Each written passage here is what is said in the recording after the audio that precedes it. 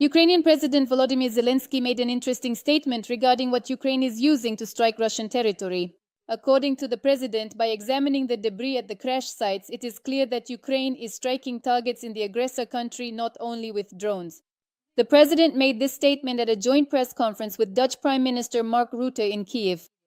In particular, the president was asked whether he could confirm that Ukrainian Flamingo cruise missiles are already hitting targets on Russian territory. I think that I truly believe that we will eventually move to publicly disclosing the comprehensive details of our long-range capabilities a bit later.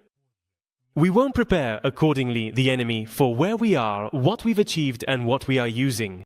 The main thing to understand is that in recent days, Ukraine has been using exclusively Ukrainian-made products, not just drones. According to The Economist, Ukraine is already actively using its Flamingo missiles, which possess a substantial warhead weighing 1,150 kilograms, to effectively strike Russian oil refineries.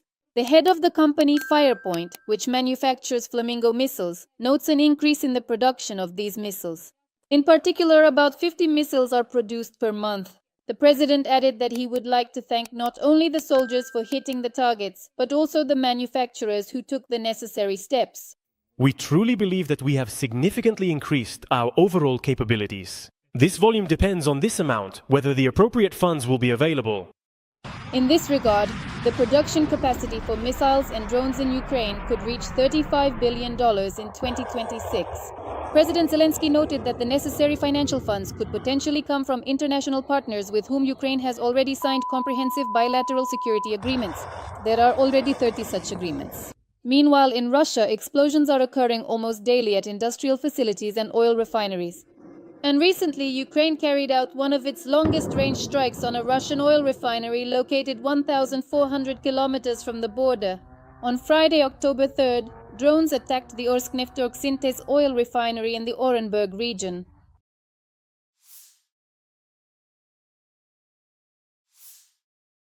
A series of powerful explosions rocked temporarily occupied Crimea on the night of October 6. According to the Telegram channel Crimean Wind, the Saki airfield in Novofedorivka was the first to come under attack. Soon reports came in about explosions in Feodosia, Yevpatoria, the Simferopol district, as well as near the village of Andreevka, next to which the Kacha airfield is located. Later, Crimean Wind reported that an oil depot in Feodosia had been hit. There, after the powerful explosions, the oil depot over there is still blazing fiercely. According to the channel, as a result of the strike, a fuel tank exploded at the Feodosia oil terminal. The glow from the massive fire can be seen for dozens of kilometers. In addition, there are reports of a strike on a military unit between Yevpatoria and the village of Uyutnoye. There, according to preliminary information, one of the radars was damaged. Later, more than a dozen explosions were heard in Sevastopol. The oil depot in Feodosia had already been attacked in October of last year. It is the largest one in the temporarily occupied Crimea. On October 6, drones also attacked the Russian city of Dzerzhinsk. He's just here. He's actually here? He's right above these buildings. According to preliminary reports, a fire broke out at the Sverdlov plant, which is one of Russia's largest manufacturers of industrial explosives. On the evening of October 5th, a series of explosions rocked the Russian city of Belgorod, after which the city lost power. Behind the large blue building. Oh my goodness. The power's really out again, it appears to be. A power outage was confirmed by Belgorod region's governor, Vyacheslav Gladkov. Here we have, a significant disruption to the power supply in 7 municipalities. Almost 40,000 people as of right now, at this very moment, are without electricity. Local residents currently report that there are disruptions with essential water supply and internet.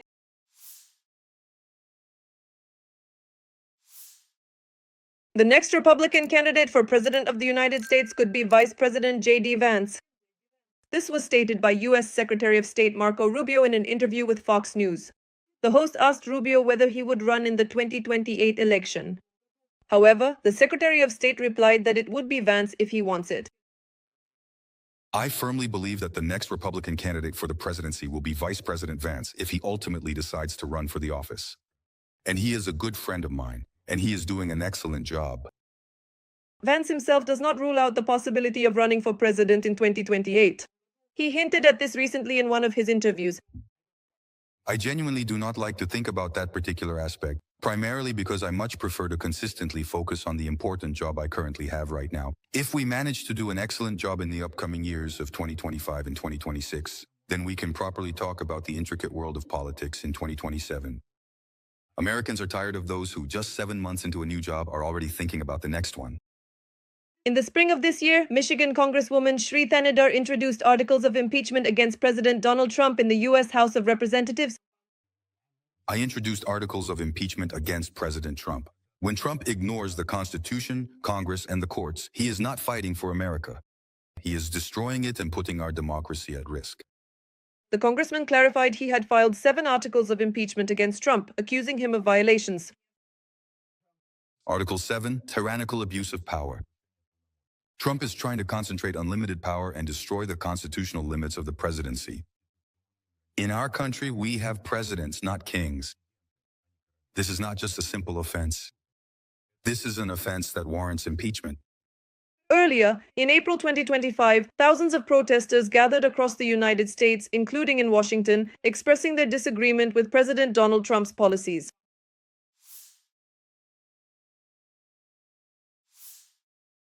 The self-proclaimed president of Belarus, Alexander Lukashenko, has revealed what the Oreshnik looks like. With a high degree of probability, the type of launcher for this medium-range missile has been disclosed. This happened thanks to the Belarusian dictator's desire to show off its model, as noted by journalists from Defense Express. The model was deliberately displayed in Lukashenko's office during a meeting with the Prime Minister of Kyrgyzstan and was quite conspicuously positioned for the cameras. In the end, they even had to take a photo with a very peculiar composition where the people had to be placed in the corner of the frame. Thanks to Lukashenko's boasting, experts were able to examine the Oreshnik launcher itself. In particular, it can now be definitively stated that the Oreshnik's chassis is the MZKT 79291 from the Belarusian Minsk wheel tractor plant. By the way, all of Russia's ground-based strategic missile systems depend on the products of this very enterprise, as well as a number of other missile systems, including the Iskander and the RS-26 Rubezh. Based on this approximate ratio, it can be cautiously assumed that the weight of the Oreshnik, which is most likely the same as the RS-26 Rubezh, is about 45 to 48 tons together with the TPK-I 4043, or without it. It should also be noted that the Oreshnik is at least 7 years old, as shown by the analysis of the debris. On August 1st, Russian dictator Vladimir Putin stated that the first serial Oreshnik system had allegedly entered service with the army of the aggressor country, Russia. The Russian dictator also claims that a site for the system has already been chosen in Belarus and that the issue will be resolved by the end of the year.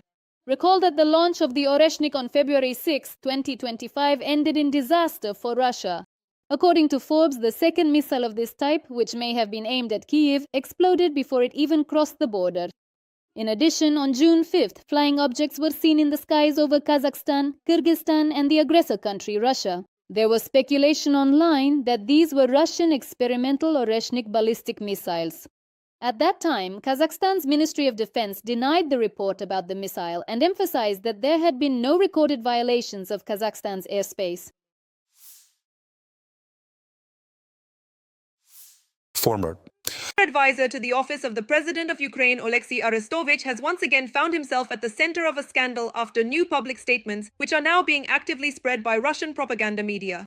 In an interview with Russian journalist Ksenia Sobchak, he stated that the first thing he would do if he were the Ukrainian leader would be to go to Moscow to see the dictator Putin. Arestovich said that during a meeting with Putin, he would announce that he was changing the direction of Ukraine's foreign and domestic policy so that the aggressor country would be satisfied.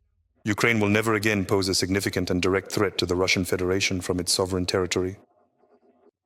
The former advisor to the office of the President of Ukraine is ready to hand over Ukrainian territories to the Kremlin regime. I give up 4 regions and Crimea. I do not recognize them as Russian. I hand them over under conditions similar to those between West and East Germany. I bring in troops and station them along the border. The former Ukrainian official also recalled the brotherly peoples, Russians, Belarusians, and Ukrainians. For me, they represent a symbolic unity.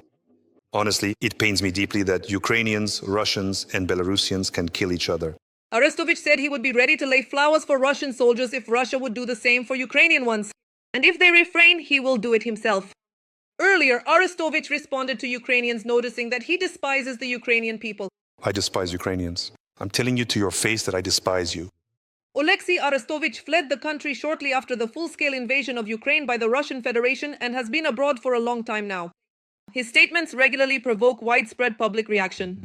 And in May 2025, he was sanctioned by Ukraine for spreading narratives that echoed Russian propaganda.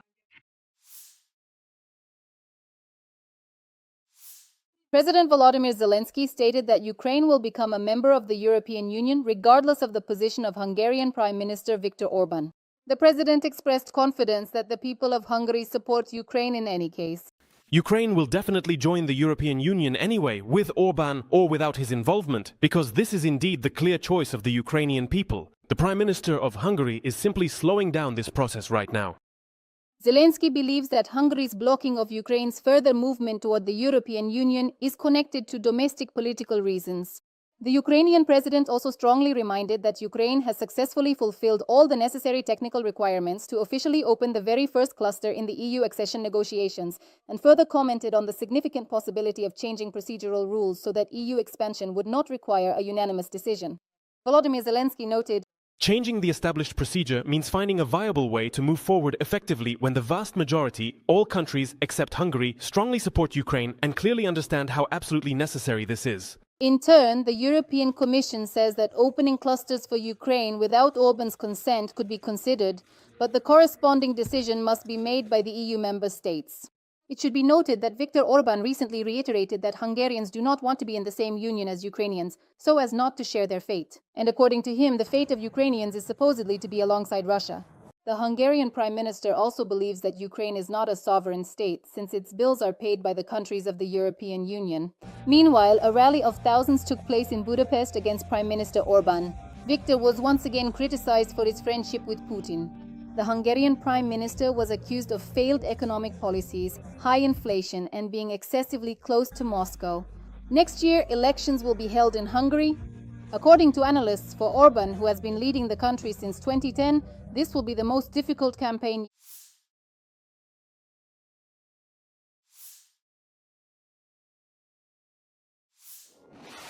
U.S. President Donald Trump hinted to journalists that he has indeed decided to supply Tomahawk missiles to Ukraine. He made this statement on Monday, October 6th. Journalists asked whether the head of the White House had already made a decision regarding missile deliveries to Ukraine. To this, Trump replied, Yes, I guess they've made a decision, overall, if you think about it. I think I want to find out what they will do with them, where they will send them, probably. I would have to ask that question. When a journalist clarified that Tomahawk missiles have a range of approximately 1,500 miles, which is about 2,400 kilometers, Trump noted that he does not want an escalation of the war in Ukraine. No, I know. I would ask a few questions. I don't want an escalation. Putin threatened the U.S. with a break in relations if Washington supplies Ukraine with long-range Tomahawk cruise missiles. There were questions related, for example, to the discussion of issues regarding the supply of new weapon systems, including long-range, high-precision systems, such as Tomahawks and so on. I have already said that this will lead to the destruction of our relations, or at the very least, the positive trends that have begun to emerge in these relations. If Tomahawk missiles are transferred to Ukraine, they will be purchased from the U.S. and paid for by NATO countries. This was reported by Axios, citing a source close to the Ukrainian government. At the same time, the source said that in recent weeks, representatives of the Trump administration have expressed concerns about whether Washington would be able to control how Ukraine uses these missiles. Let us recall that, according to The Telegraph, Ukrainian President Volodymyr Zelensky, during a closed-door meeting with U.S. President Donald Trump on the sidelines of the UN General Assembly in New York, asked him to transfer Tomahawk missiles. Zelensky stated that they would help convince Putin to come to the negotiating table to discuss a peace agreement. Russia would consider the supply of Tomahawk missiles to Ukraine by the United States as a serious escalation. However, the Kremlin hopes that U.S. President Donald Trump wants a peaceful resolution. This was stated by the press secretary of the Russian dictator Vladimir Putin, Dmitry Peskov. His statements are being reported by Russian media. He emphasized that it is important to wait for clearer statements if there will be any, and he reminded that Putin has already expressed his position on this matter. Rumors circulate and then the statements are made. At least that's always been the case under the Biden administration. We know this very well.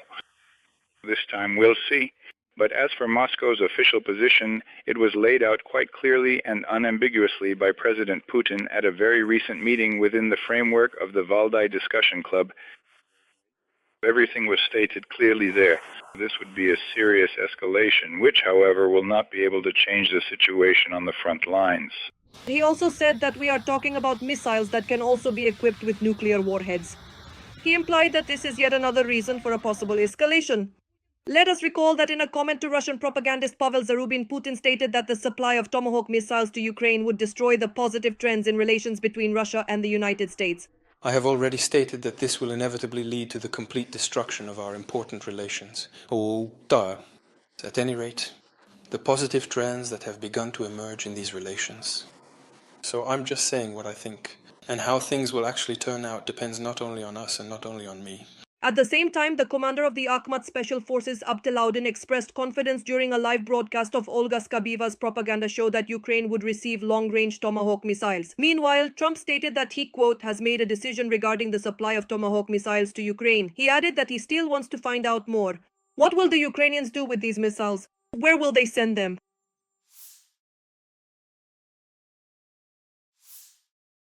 A new version of the Neptune cruise missile was unveiled in Ukraine. It was presented during a demonstration of the capabilities of the Ukrainian defense industry to NATO representatives.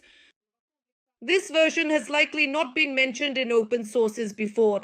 This was reported by Defense Express. What stands out first is the unusual bulge in the middle of the body, which is why the missile was nicknamed the pot-bellied Neptune.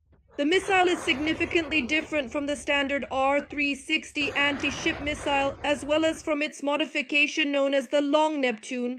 The bulge is likely fuel tanks, which allow the missile's range to be increased. It should be noted that the standard R-360 missile has a range of 280 kilometers, whereas the Long Neptune can hit targets at a distance of 1,000 kilometers.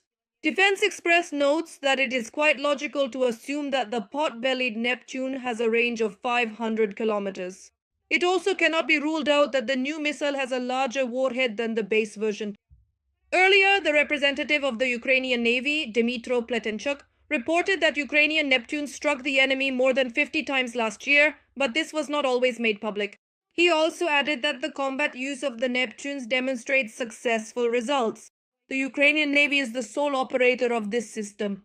Meanwhile, Ukraine may receive long-range Tomahawk missiles. US President Donald Trump stated that he, quote, has apparently made a decision regarding the supply of Tomahawk missiles to Ukraine. He added that he still wants to find out what the Ukrainians will do with these missiles and where they will send them. In temporarily occupied Crimea, a large oil depot in Feodosia has been hit, which essentially serves as a major oil transshipment terminal. The fire has been burning for a second day. The smoke plume is visible from space. Out of more than 30 fuel tanks, only about 22 remain, because this isn't the first time it's been hit. And it is specifically tankers from Russia's Shadow Fleet that refuel there, noted the representative of the Ukrainian Navy, Captain Second Rank Dmytro Pletenchuk.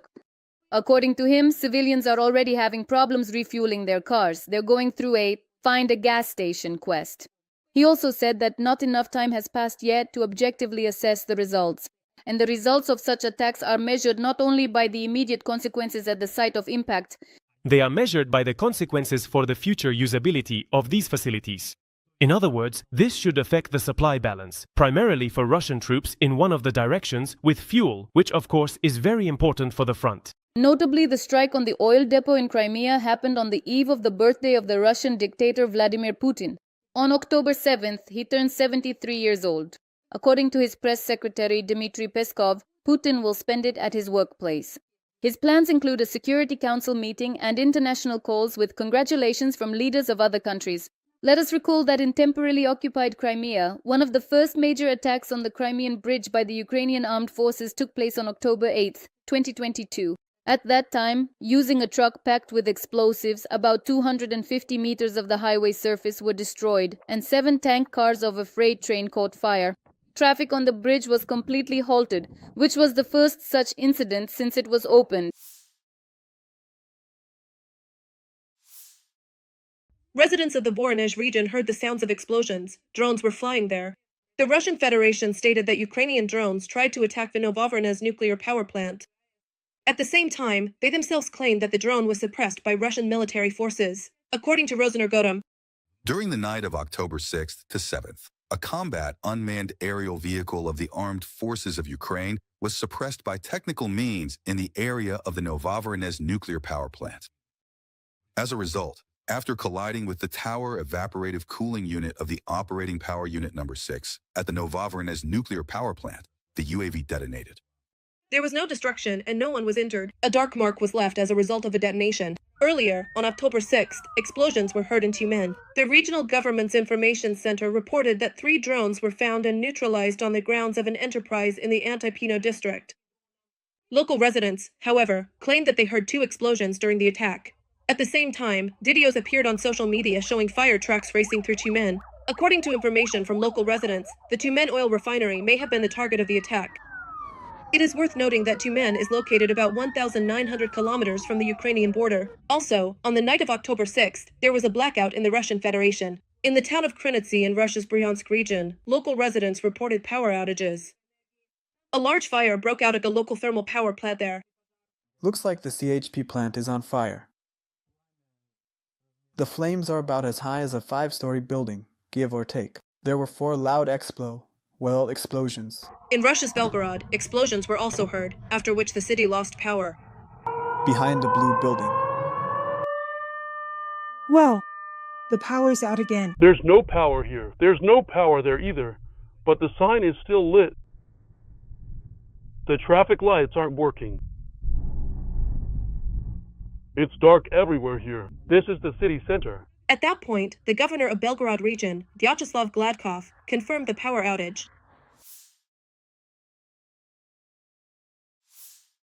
Lyudmila Putina tearfully tried to convince Vladimir Putin that his second term as president was a mistake. This is mentioned in an excerpt from the book The Tsar in Person by Roman Badanin and Mikhail Putin, published by the agency Novosti on the 73rd birthday of the Russian dictator. The excerpt describes a meeting between director Igor Shadkan and Putin with his first wife in a hotel room in Mexico in the summer of 2004. During the conversation, Lyudmila Putina tearfully argued with her husband about the mistake of his decision to run for a second term. At the meeting in the Mexican hotel, according to Shadkan's acquaintance, there were 3 people present, the Putins and the director. Shadkan tried to convince his old acquaintance that the country was heading in the wrong direction and that Putin was showing autocratic tendencies. And then something happened that the guest did not expect. Lyudmila had a breakdown. Together with Shadkan, she began to argue with her husband, insisting that he should not have run for another presidential term. Lyudmila was almost in tears. Putin was taken aback, as was Shadkan. The director left the hotel, realizing he had witnessed a scene he was never meant to see. It was also clear that Lyudmila's fate was grim, since she had exposed family disagreements on an issue that was fundamental for Putin. This was the true end of the family, the authors of the book write. The formal end came much later, on June 6, 2013. At that time, Vladimir and Lyudmila Putin, during an intermission at the premiere of the ballet Esmeralda in the Kremlin, gave a joint interview in which they publicly announced that their 30-year marriage had effectively ended by mutual decision. Our marriage has ended because in reality we hardly ever see each other. Vladimir Vladimirovich is completely absorbed in his work. At the same time, Putin explained that his work involves complete public exposure, which not everyone can endure.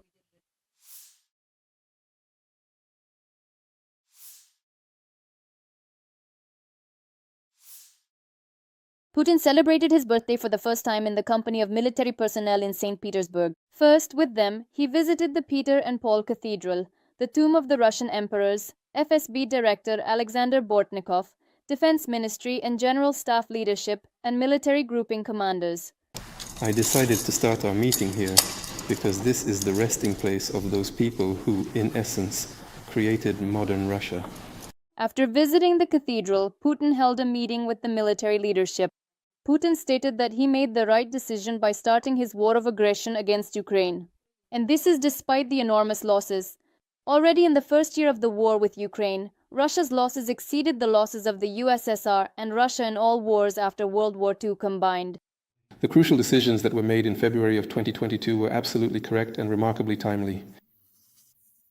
In his report to the military, Putin exaggerated the successes of the Russian army at the front. The dictator stated that in 2025, the army, as he put it, liberated almost 5,000 square kilometers and 212 settlements. However, the figures announced by Putin are about 1.5 times higher than the visually confirmed successes of the Russian army. According to data from the Ukrainian analytical project Deep State, this year the Russian army has captured about 3,000 square kilometers of Ukrainian territory. Interestingly, Putin's trip to St. Petersburg was not announced in advance.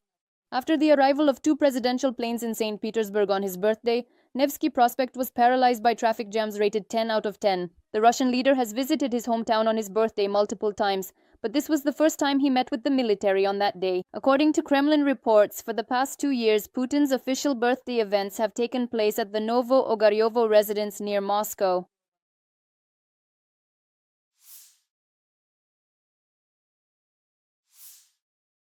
Putin and Kabaeva's sons live under cover identities. The media report that their last names have been revealed and photos have also been shown. Journalists Roman Badanin and Mikhail Rubin write in their book, The Tsar in Person, that the 2 sons of Russian President Vladimir Putin and Alina Kabaeva are registered in documents as Ivan and Vladimir Spiridonov. The information was published on October 7th by the Russian Telegram channel of the agency. According to the journalists, the invented surname may have been taken from the patronymic of Putin's paternal grandfather, Vladimir Spiridonovich. The authors of the book write that Kabaeva and Putin spend a significant amount of time together with their 2 sons at the president's residence in Valdai. According to the journalists from Proect, a separate wooden palace was built there for the former gymnast and her children, as well as a spa center, a children's recreation area, an extensive park, and a staff of attendants. The book also published, for the first time, photos of Ivan and Vladimir, who do appear in public from time to time. Journalists write that Putin's daughters from his first marriage,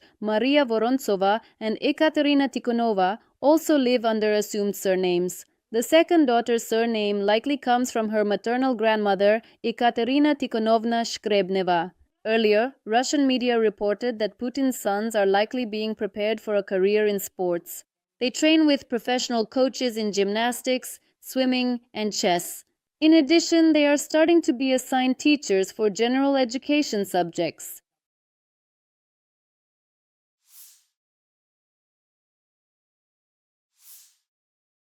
In the American city of Chicago, Illinois, a large-scale operation by federal agents to combat illegal migrants is ongoing. U.S. President Donald Trump has officially authorized the deployment of approximately 300 National Guard soldiers to help restore order and actively fight crime. Videos have appeared online showing federal agents in balaclavas forcefully pulling migrants out of cars, putting them on the ground and loading them into vans. In addition, during the raids, officers search homes, bring residents outside, and detain them. Representatives of the U.S. Department of Homeland Security state that the operation is aimed at protecting citizens and combating organized crime. However, local authorities, including Illinois Governor J.B. Pritzker, call the actions of the federal government illegal. Together with Chicago Mayor Brandon Johnson, he has filed a lawsuit against the Trump administration.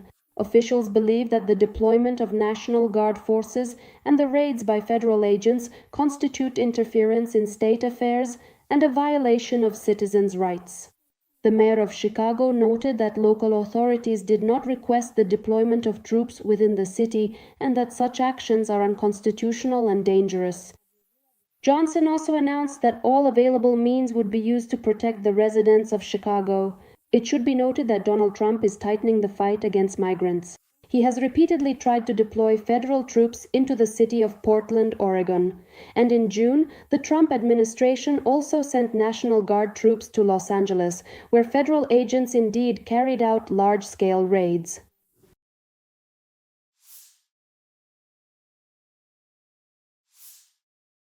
Special Operations Forces fighters thwarted the Russian advance in the Kupiansk direction. A group of soldiers from the 8th Separate Regiment of Special Operations Forces prevented the enemy from advancing through their actions. This was reported on the Telegram channel. It is noted that with the help of strike FPV drones, the enemy was driven into a building, after which operators cleared several buildings where the enemy was located. As a result, 3 Russian servicemen were eliminated and the rest were forced to retreat. In the Sumy region, the Ukrainian armed forces used drones to cut off Russian units' ground lines of communication and supply routes, including water. This is stated in the latest report from the Institute for the Study of War. It is noted that the occupiers continued offensive operations in the Sumy direction, but made no progress. Analysts also noted that because Ukrainian drones have cut off all Russian ground lines of communication and supply routes, the northern group of troops holding positions in Yunikivka has been without water for 8 days now. That's why the Russians are collecting rainwater. The report also notes that the military command in the Yunikivka area consists of officers without combat experience. They are stationed at rear headquarters 20 kilometers from the front line and refuse to evacuate the wounded and the dead. At the same time, Russia has depleted more than half of its stockpiles of armored vehicles and artillery, said OSINT researcher Jumpiai, who analyzed satellite images and open-source data. To continue the war against Ukraine, the Russians have started pulling old equipment out of storage. For example, they have restored almost 5,000 tanks out of the pre-war total of 7,342, leaving only 19% of the pre-war number of vehicles in storage. The artillery depots have also been significantly depleted. Out of the pre-war 23,000 units, including mortars and anti-aircraft artillery, only about 39% remain at the bases. They have restored 14,000 units. At the same time, Jumpiai notes cases where Russians abandon military vehicles for civilian cars and go on the offensive. This is a phenomenon the researcher links to the likely limited availability of operational military vehicles.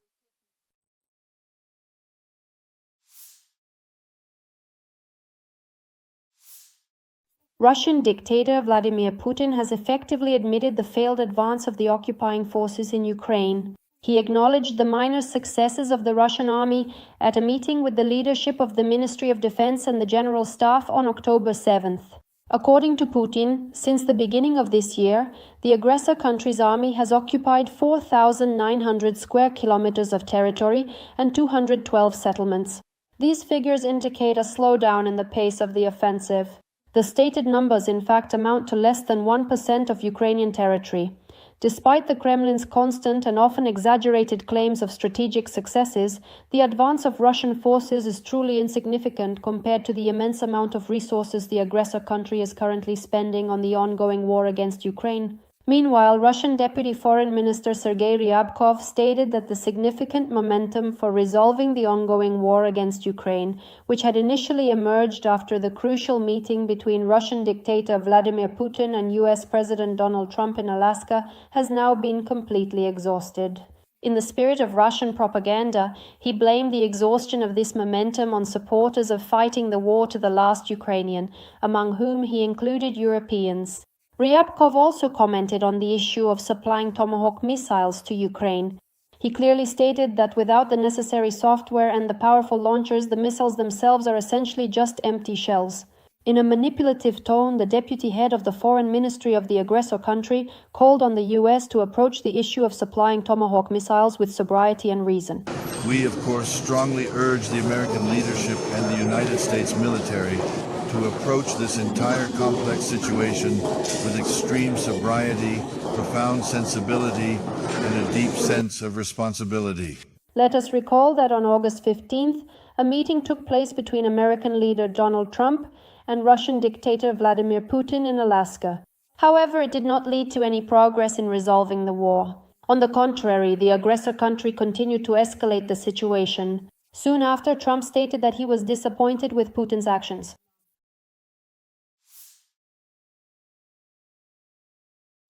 In Russia, the fuel crisis continues, caused by successful Ukrainian drone attacks on Russian oil refineries. Amid the crisis, many gas stations have started operating at a loss, and private gas stations are on the verge of shutting down altogether. The Russian Fuel Union has warned that the profitability of filling stations for gasoline has become negative. This happened due to reduced production and missed fuel delivery deadlines, and buying gasoline has become more expensive than selling it.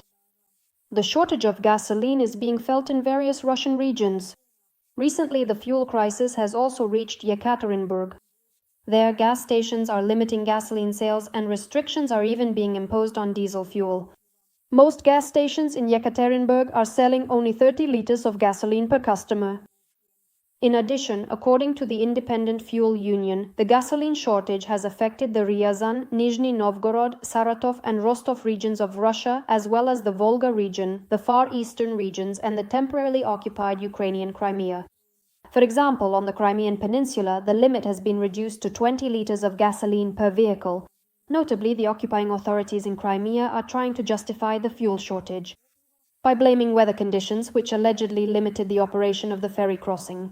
As reported by Reuters, the aggressor country is trying to solve the fuel shortage problem at the expense of Belarus.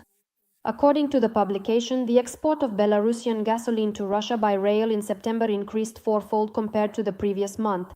Overall, Belarus increased shipments of gasoline from its oil refineries to Russia by 40%.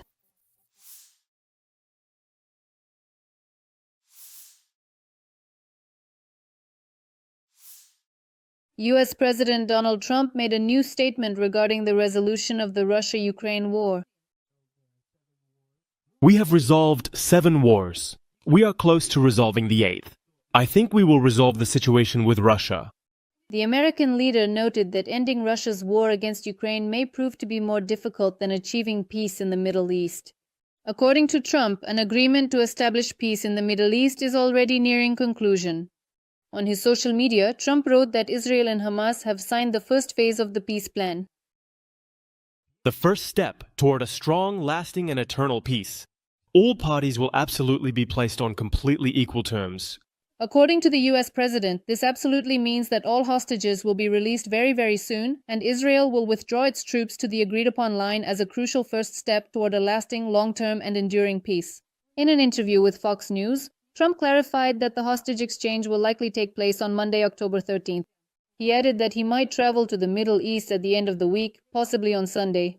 Hamas in turn confirmed that a deal had been reached and noted that it highly values the efforts of the brotherly mediators in Qatar, Egypt and Turkey, as well as the efforts of US President Donald Trump.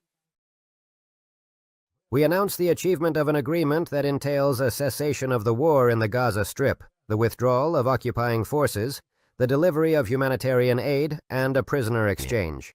Also, according to media reports, Trump guarantees an end to the war and initially the withdrawal of 70% of Israeli troops from the Gaza Strip, to be followed by a complete withdrawal. An unnamed US official told Axios that the war in Gaza is over. The hostages will all be fully released 72 hours after the Israeli cabinet officially approves the proposed agreement.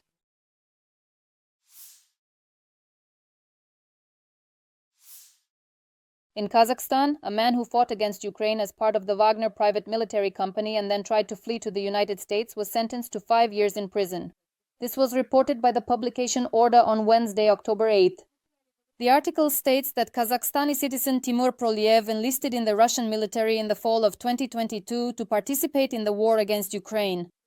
He fought from November 2022 to October 2024. In particular, he took part in the assault on Bakhmut. In 2023, he received a Russian passport but did not renounce his Kazakhstani citizenship. After leaving Wagner, the Kazakhstani went for medical treatment first to Minsk and then to Ufa. After that, he tried to travel to the United States. Proliev was detained on January 4th in the state of Texas when he attempted to illegally cross the US-Mexico border. A US court sentenced him to a term that he managed to serve before being deported. On May 7th, the former Wagner member was deported to Kazakhstan. There he was, found guilty of a serious crime against peace and security. Meanwhile, in Uzbekistan, a participant in the war against Ukraine was convicted. He signed a contract with the Russian Ministry of Defense to pay off debts from a failed match. The court sentenced the 28-year-old native of the Tashkent region to 4 years and 50 days of restricted freedom on charges of mercenarism for participating in the war against Ukraine on the side of the Russian army. This was reported by the Uzbek service of Radio Liberty. The name of the convicted man is not disclosed. The man said, He found an option in Moscow through the internet. They promised to cover all my expenses. I arrived on May 30th, 2024, met with Armenian managers, but they told me the fight was cancelled and that I had to return the money. I didn't have any money, so they took my passport. At the Russian Ministry of Defense, they promised him he would be repairing equipment, but after signing the contract, he was sent to Luhansk for military training, and in August 2024 he was sent to the front where he suffered a shrapnel injury to his eye and subsequently lost it.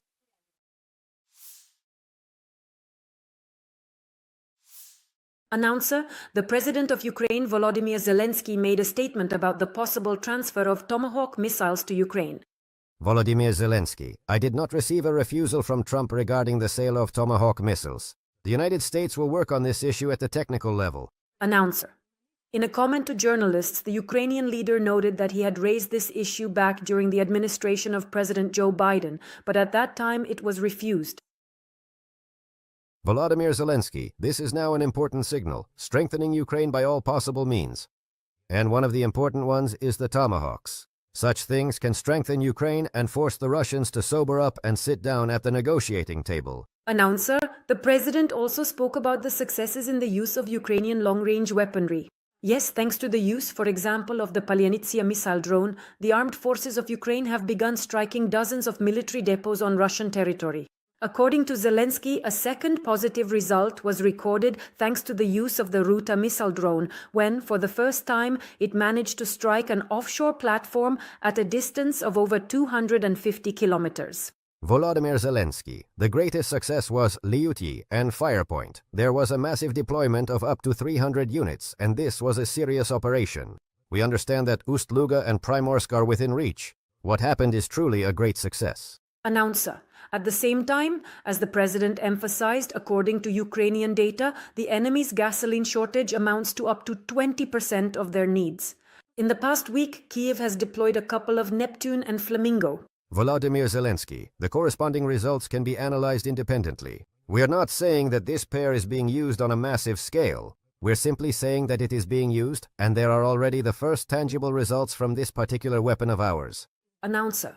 Publication Welt writes that Ukraine used 3 Flamingo cruise missiles during a strike on a Russian intelligence base in occupied Crimea. According to the publication, 2 missiles hit the target while another fell about 100 meters away from it. The explosion created craters at the site with diameters of up to 15 meters.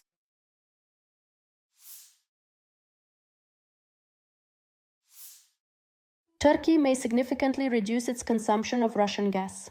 According to Reuters, by the end of 2028, the country plans to meet more than half of its gas needs through increased domestic production and greater imports from the United States. For Russian and Iranian suppliers, this threatens a reduction in purchases. The article notes that US President Donald Trump is publicly pressuring allies, including Turkey, to reduce their energy ties with Moscow and Tehran. For example, during a meeting with Turkish President Recep Tayyip Erdogan at the White House, Trump urged him to abandon Russian energy resources. A focus on domestic gas production will also strengthen Turkey's energy security and support its ambitions to become a regional gas hub.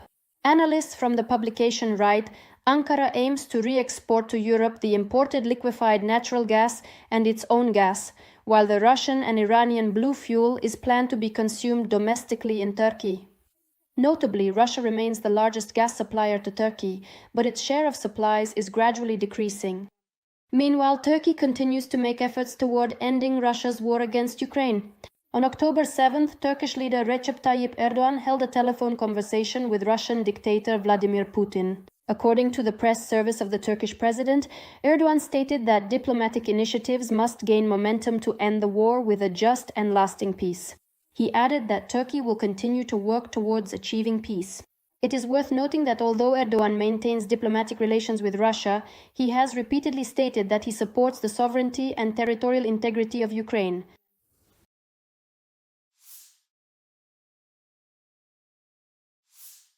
Putin admitted that missiles from the Russian Federation shot down the Azerbaijani plane. For the first time in a long while, the Russian dictator held a meeting with Azerbaijani President Ilham Aliyev against the backdrop of a sharp deterioration in relations between the two countries. The meeting took place in the capital of Tajikistan, Dushanbe, where the CIS summit and the Russia Central Asia summit are being held. It is known that the Russian and Azerbaijani leaders had not met since October of last year. The cooling of relations was linked to the crash of the Azerbaijani plane, which was shot down by Russian air defense, as well as the mass detentions of Azerbaijanis in Russia. Ilham Aliyev initially demanded an official apology from the Kremlin for the downed plane, compensation for the damages, and punishment for those responsible. However, Moscow did not admit fault for a long time. During the current meeting, Putin did finally admit that Russian air defense fired 2 missiles at the Azerbaijani Airlines plane, but at the same time he blamed Ukraine, saying that Russian air defense was hunting for Ukrainian drones. Of course, the Kremlin leader did not miss the chance to make excuses. Putin claimed that the missiles supposedly did not hit the plane directly, but exploded several meters away from it. According to him, the aircraft was allegedly struck by debris. Putin also promised to compensate for the damage caused by the plane crash. Undoubtedly, everything required in such cases, in such tragic cases, yes, will be done by the Russian side regarding compensation, and a legal assessment will be given for all officials involved. It should be noted that earlier Russian propaganda tried to blame Ukraine for the plane crash. Let us recall that on December 25th of last year, an Azerbaijan Airlines passenger plane crashed near the city of Aktau in Kazakhstan. In the plane crash, 38 out of the 67 people on board were killed.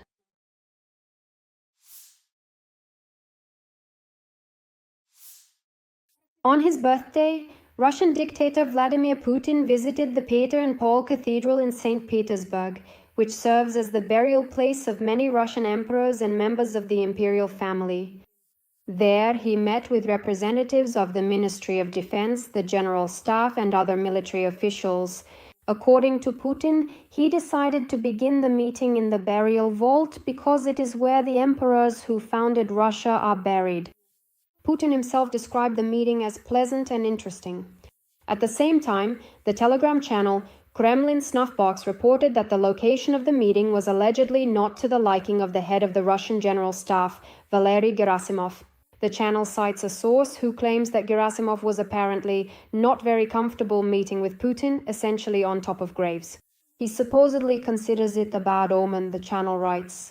The same channel claims that the Ministry of Defense called such concerns strange superstitions, and Gerasimov is allegedly quite worried that he might indeed be dismissed, and that several key people in his immediate circle are facing very serious problems.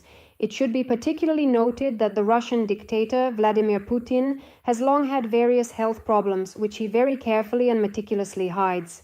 In particular, Russian media have widely reported that Putin may currently be suffering from both pancreatic and thyroid cancer, and also from Parkinson's disease. Earlier, Vadim Skibitsky, deputy head of the main intelligence directorate of the Ministry of Defense of Ukraine, stated that the Russian dictator is ill both morally and physically.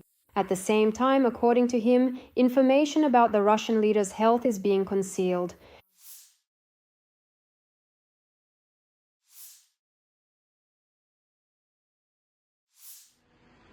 The aggressor country Russia once again launched a massive strike on Ukraine during the night of October 10th. The Russians attacked energy infrastructure facilities. Many regions are experiencing power outages and rolling blackout schedules are in effect. In particular, in Kiev, the energy infrastructure and residential buildings were damaged as a result of the attack. In one of the apartment buildings, a fire broke out due to a drone strike. According to the city administration, after the shelling in the capital, 12 people are known to have been injured. 8 of them have been hospitalized, while 4 are receiving outpatient care. In addition, certain restrictions are in place for the operation of the subway. Thus, the Green Line is transporting passengers between the Sirets and Vidubichi stations. Trains are not running between the Slavutich and Krasny Kutir stations. In Kiev and the Kiev region, emergency power outages are in effect. Other regions have also been affected by Russian strikes. In the Cherkasy region, infrastructure has been damaged due to a Russian attack. Debris from a downed missile fell on an apartment building in Kaniv.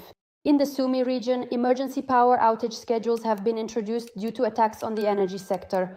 The Russians have once again struck Zaporizhia. There, a 7-year-old child who had been hospitalized after the attack has died.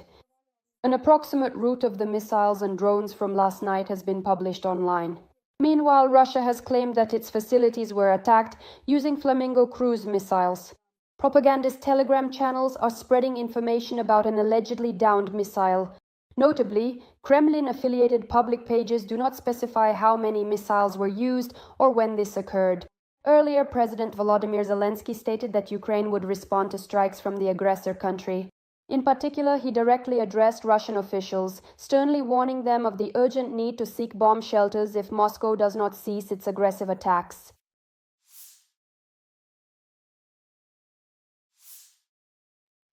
The Russian dictator Vladimir Putin was allegedly advised to arrest the head of the Russian Ministry of Foreign Affairs, Sergei Lavrov, for treason. This was reported by the Telegram channel Kremlin Tabakerka. The channel notes that at the very least Lavrov is facing dismissal. Supposedly earlier, his deputy Sergei Ryabkov said that the momentum for resolving the war against Ukraine, which emerged after the meeting between Putin and Donald Trump, has been exhausted. According to Kremlin Tabakerka, the Russian financier Kirill Dmitriev allegedly conveyed to Putin the message that the foreign minister is an enemy and a traitor, and Lavrov is being accused of committing treason, and that he interfered with the establishment of Russian-American relations. The channel writes that Putin has supposedly familiarized himself with the accusations and instructed competent people to investigate them. And Lavrov himself has allegedly been in a distressed state and in constant fear lately. As political analyst Abbas Galyamov notes, at some point the head of the Russian Foreign Ministry was indeed removed from Russian-American negotiations. And a number of issues were assigned to the aid of the Russian dictator, Dmitry Ushakov and Kirill Dmitriev. There were times when Ushakov actually flew to Moscow and Lavrov wasn't even at the table. That is, Putin was there, Ushakov was there, Dmitriev was there, the interpreters were there, but Lavrov was not, even though the table was large, and they could have added another table if needed. At the same time, Galyamov notes that soon after this, Lavrov returned to the public sphere and commented on a number of important issues. The expert does not believe that the head of the Russian Foreign Ministry is currently facing political problems. The political analyst suggests that Lavrov's current disappearance from the public space is likely related to his health issues.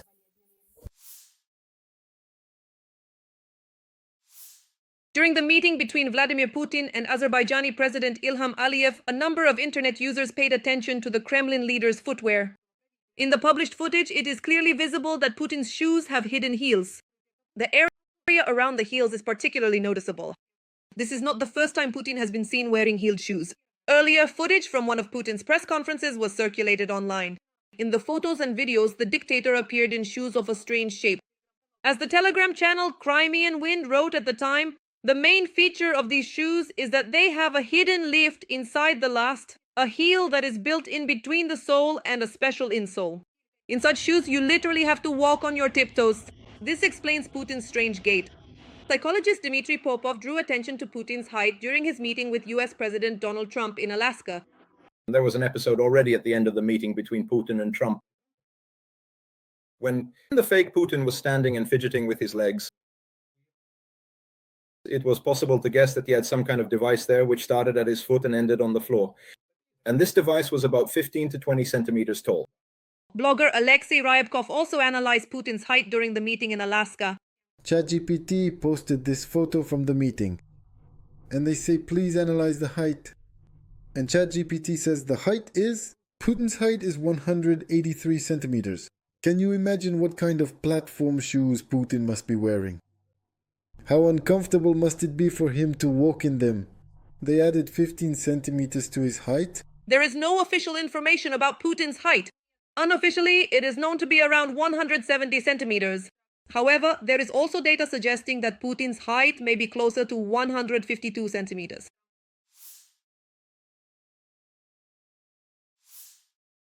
The dictator of the Russian Federation, Vladimir Putin, continued to sing praises of US President Donald Trump during a press conference in Tajikistan on October 10th.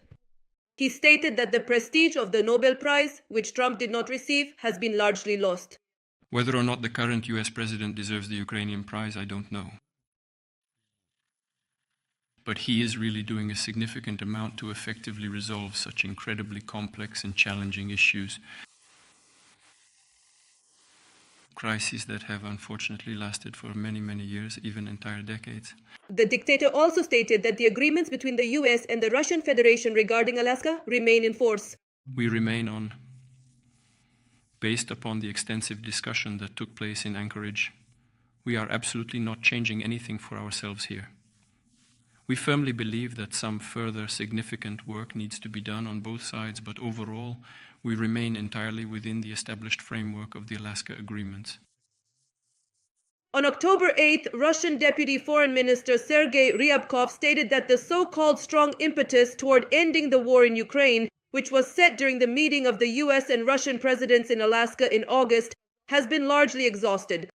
On October 10th, US President Donald Trump expressed his belief that Ukraine and Russia will soon hold negotiations for a peaceful settlement. This is a terrible war, the worst since World War II. We have many reasons for them to do so, and I think they will sit down at the negotiating table very soon. Earlier, Donald Trump stated that he was disappointed with Putin's actions, noted that Ukraine could reclaim its territories, and did not rule out supplying Kiev with Tomahawk cruise missiles.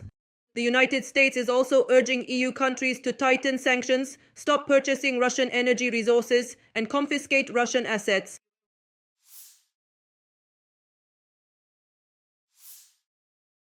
A MiG-31 multi-role fighter jet has crashed in Russia's Lipetsk region. This was reported by the Russian Ministry of Defense. It is noted that the aircraft crashed while approaching for landing after completing a scheduled training flight. The fighter jet's crew ejected. Russian aviation frequently suffers from attacks by Ukrainian drones. For example, at the end of September, the commander of the drone systems forces, Madyar, reported the destruction of a Russian Mi-8 helicopter by an FPV drone.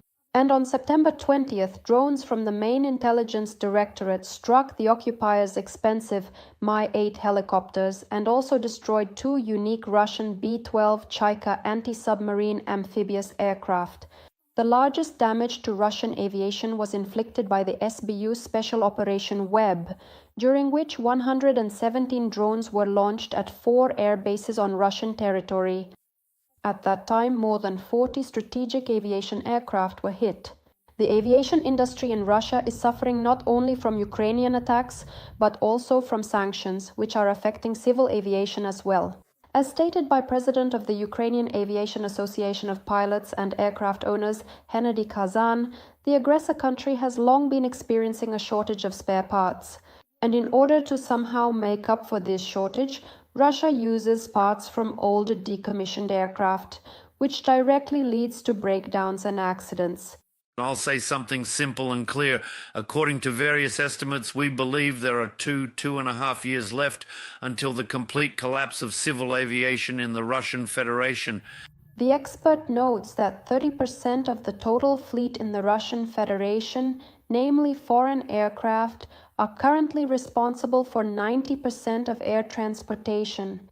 This is an indicator of just how powerless Russia is when it comes to civil aviation.